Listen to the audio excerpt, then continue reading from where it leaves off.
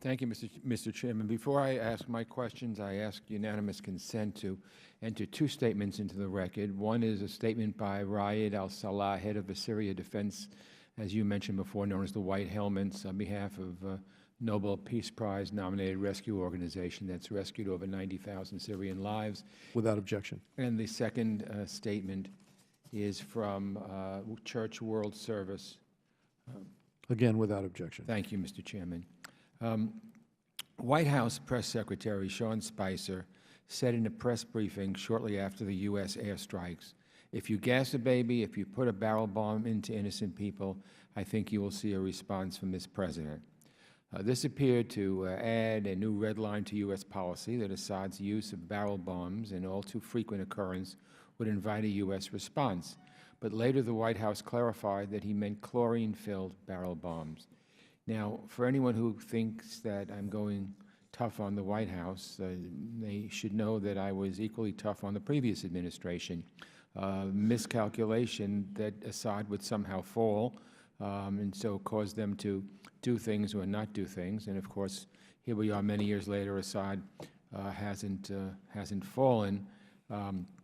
I think we made a terrible mistake when we didn't aid the Free Syria Army 4 years ago, when the President's team, national security team, all was in favor of it. I think there was a miscalculation. I also think when you draw lines in the sand, you need to back up those lines. But you also need to be consistent. And what we're seeing from the administration is the introduction and retraction of new red lines. It muddies U.S. strategy on Syria. And as I mentioned before, I think it's very important that the President tell the Congress what his plans are in Syria, and then the Congress needs to give him authorization to make any kind of military moves. So when we have introduction and retraction of new red lines, it muddies the strategy on Syria. I want to ask Dr. Rand, how do we expect our allies and adversaries to react to this? Thank you, Congressman Engel. This is a deep concern of mine as well, that the inconsistency is sending different signals, and that our allies will see in the administration and White House's different statements what they want to hear, right? So certain allies have different views, and they will seize on one secretary or another secretary's statements if they diverge to say that is U.S. administration policy. That is a concern. On the issue of what is the red line, is it just a CW deterrence, or is it a general deterrence about crimes against humanity? I would note that in the couple days after the sarin gas attacks, there was very damaging atrocities committed by the Syrian regime again.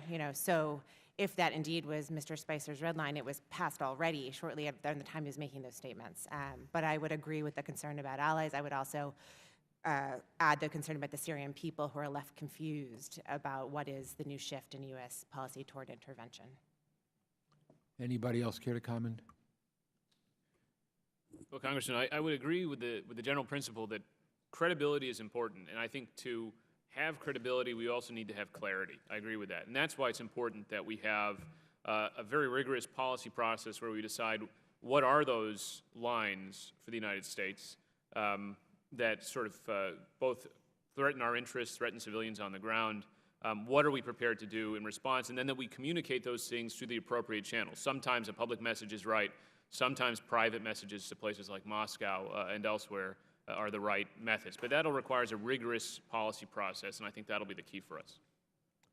Thank you. Let me ask a question about the chemical weapons program. In 2013, the Organization for the Prohibition of Chemical Weapons certified, we remember this, that it had removed 1,300 tons of declared chemical weapons from Syria.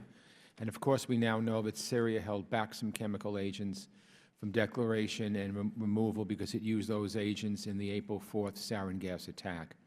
Now, I supported the U.S. response, as I said before, 59 Tomahawk missiles, because I thought it was an appropriate demonstration to Syria and their Russian enablers that there would be consequences for the use of chemical weapons. But these strikes are not a long-term solution, and they will not help to eliminate the threat posed by Syria's continued possession of chemical weapons. So let me ask any of the witnesses, what recommendations do you have to work toward full implementation of the UN Security Council Resolution 2118, which sought to remove Syria's chemical weapons, and what particular responsibility does Moscow have in the implementation of this resolution and in removing chemical weapons from Syria? Anyone who cares to answer? Sure, I'll start. I think this is an excellent point, and I mentioned it in my testimony. There's a JIM, the Joint Investigative Mechanism, that was commissioned by the UN in 2015 to go and actually name perpetrators in some of the chemical weapons. And this mandate was extended last year to 2017, so it will run out, I think, sometime this summer or the fall. So it's really critical. This is an urgent diplomatic, again, this is not a sufficient diplomatic solution to the CW chemical weapons problem, but it's part of the solution, and it's urgent that the U.S. show its leadership at the UN and push Moscow and other powers to agree to continue this mandate of the JIM. I would add, if I may, frankly speaking, Russia bears the weight of responsibility for the fact that this chemical weapons attack took place. And we shouldn't forget that Russia had troops and almost certainly aircraft up until a certain time at this airbase from which the attack was launched. We should all be asking the question, and I'm sure we all are, did Russia in fact know that the Assad regime had retained some extent of its chemical weapons capabilities? And if it did, then we would be justified in, I think, putting and placing more pressure, whether through escalation, whether through sanctions or other diplomatic means, on the Russian government to force it to see through a broader package of policies on Syria, the more holistic one that I described in my opening statement, that in the end, Russia isn't going to achieve its ultimate objective in Syria, which is stability. For Russia, Syria is still something to be negotiated over. And I think what the Russians are discovering, almost on a week-by-week basis now, is that having invested resources in Syria and in rescuing the Assad regime, achieving that ultimate long-term objective isn't happening, and it's not going to happen for a long time. So I do think we have a responsibility to put more pressure on Russia. And more broadly, I think the sanctions on, 271 Syrians connected to the chemical weapons program is a good step. I noted that a number of that size suggests that we're not just targeting senior officials, but we're also targeting people further down the ladder of seniority, and I think that's wise.